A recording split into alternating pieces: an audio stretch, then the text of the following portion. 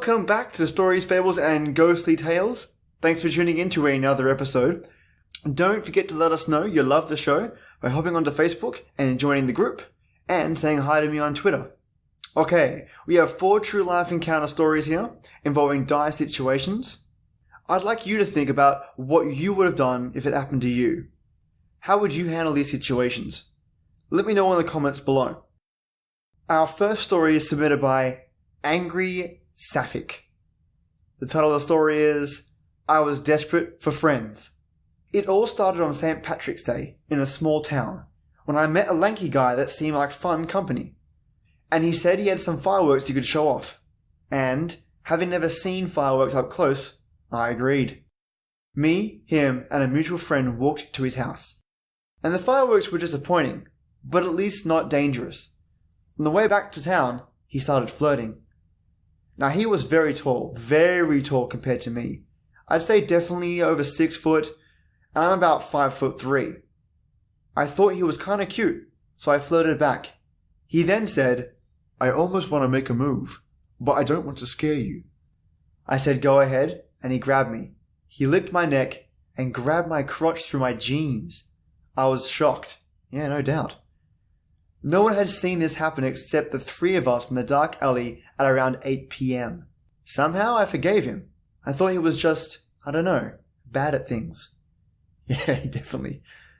That maybe he was drunk or tired or something. I remained friends with him, and he was one of the only friends I had. So, it was now summer. I was bored. I went to his house alone without telling my parents, because they would just be worried for no reason. It looked dusty and old like peeling paint and a blanket of dust in some rooms. And something didn't feel right at all. I heard a dog and it sounded big, but it was just in the yard. When I went to his bedroom, he closed the door and there were holes in it, all over it, holes and slices. When he's mad, he stabs his door, he told me. I was between him and the door. I remember looking past him and seeing a fish tank before hearing something and flinching. He had thrown a knife into the door. It was impaled into the wood next to me, and now he was laughing because I flinched. "I knew that would scare you," was what he said. I think that would scare anyone. I looked back at the fish tank. It was loud. He opened the door. He told me something that still haunts me. He looked me right in the eyes, so close, and at least a foot taller. I remember his nose more than his eyes, with how close it was. In a tone somewhere between small talk and complimenting someone's looks. "I could kill you so easily right now." Struggling to keep the fear out of my voice, after a forced laugh, I said that I'd rather sit outside together, rather than inside with all this dust. Oh, smart move. I then told him I was going to go to get some ice creams, because he was not allowed to leave his house after his last suicide threat. I tried to keep steady as I walked in the general direction of the carvel. I made sure I was out of his sight. I called Mum and asked to be picked up. I told her I wanted to be picked up because I was bored. She said she could get to me in an hour. I decided to spend that hour on the other side of town, in the library. Smart. She said something like I looked sick. I told her it was just the heat, and she believed me. Crazy guy who likes throwing knives at doors and laughing. Let's not meet. Our next story is submitted by Love My Dog. Pretty good name.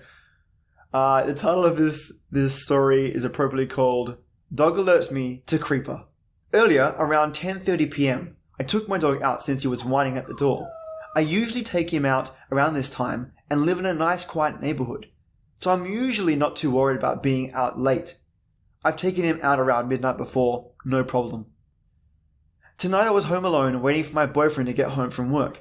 So I was a little on edge already because I'm generally a paranoid person. I read scary subreddits a lot and take extra precautions to avoid the situations a lot of people have been in. So I took my pocket knife outside with me like I always do late at night. And when I step outside, I do an area scan right outside my door just to see if there's anyone else out there. And you're very smart. Well, anyways, I took my pup out and he walks towards a tree to do his business. Then within a few seconds starts barking incessantly. I was freaked out because I had already scanned the whole outside area and determined no one else was around. But he was barking as if someone was there. Now, my dog almost always barks at everyone, so that in itself wasn't weird. But since I was on high alert and I hadn't noticed anyone, I sensed something was off. I hesitantly walk around to where he is and see nothing. But I have a death grip on my knife and feel a little safer, though I probably would never ever have the guts to use it. My dog was still going crazy, seemingly at nothing. So I told him to shut up, thinking maybe he saw a cat or a squirrel. I keep my attention focused on that area, but start backing up towards my door just in case. But my dog was still pulling in the opposite direction, barking like all hell. I decided that he wasn't going to do his business there, so I figured I'd just take him back in and try again, once my boyfriend came back from work. But then, I saw something move in my peripherals, in the same direction my dog was barking. When I turned to get a better look, I noticed that there was a person crouched between some cars directly outside my neighbor's apartment across the street, not moving. I could barely see them, but saw the shoes peeking out from underneath the car. My dog was growling at this point and standing his ground in front of me. But I didn't particularly feel safe, since my dog is a small wiener dog who no one is afraid of because how cute he is, even if his bark is big. In that moment, I kind of froze and tried to tell my dog to be quiet, but quietly, like I just didn't want to be noticed. But there's no way whoever was by those cars didn't know I was here. My flight mechanism kicked in, and I managed to pull my dog away back into my apartment and immediately lock the doors behind me. I turned off all my lights, let my dog off his leash, then went to the window that faced where the person was crouching, and peeked out. My heart missed a beat when a rather large male came out from behind the car and started walking towards my place. Now, my door has 2 floors to the ceiling with narrow windows on either side of it, with no curtains so anyone can just look right in and see my living room, or kitchen depending on their angle, but couldn't see where I was by my other windows because of the furniture. My pup was barking again at the window, and I knew this guy was looking in, but couldn't bring myself to look. Then I heard my door handle jiggle slightly. Mind you, I'm like 10 feet away from the door. My phone was upstairs in my room, so I couldn't do anything like call the police, unless I wanted to give away my hiding space.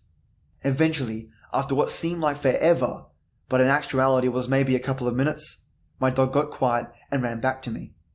I guess the guy left after finding out my door was locked. Maybe he thought I didn't see him outside. I don't know, and I surely don't know what his intentions were, but I'm glad my dog alerted me, as there's no way I would have known. I ended up calling the non-emergency police on the advice of my boyfriend. They patrolled the area, but they didn't find anything. I think I'll have my boyfriend take him out at night from now on.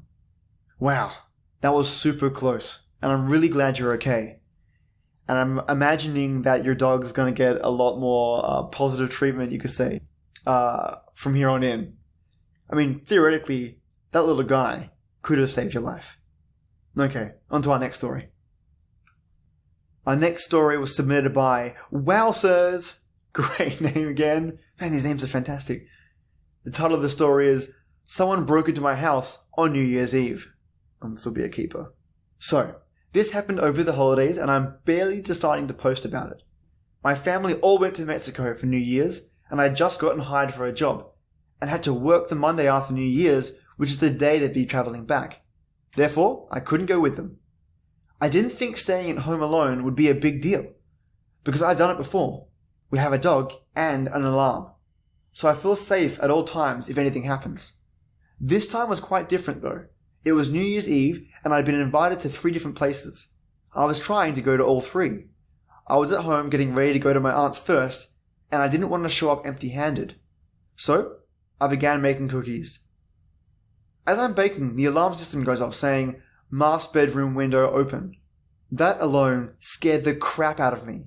I was frozen in the kitchen, not moving a peep.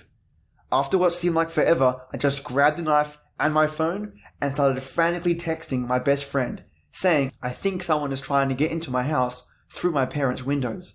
She quickly replied, telling me to get out of the house. I wanted to, but in order to do that, I had to pass the hallway, and the hallway faces my parents' bedroom. The kitchen is the farthest room of the house from my parents, so I just ducked behind the bar counter and held onto that knife. After a few minutes of silence, I thought I'd just imagined the whole thing, and no one was there. But that's when I heard the window thingies move. I can't remember what they're called, but the plastic long rectangles that make noise when you move through them. Anyway, I think they're called, like, wind chimes? Yeah, I think they're called wind chimes. I heard those move, and then I heard as if someone had jumped in and landed both feet down. The steps that followed are what made me start hyperventilating. They went back through, and then I just heard nothing. I decided to go check. I know, I'm that kind of person. But I went in with my knife, and found my parents' bedroom empty. I didn't even check the window though. That was good enough for me, and I ran out of my house.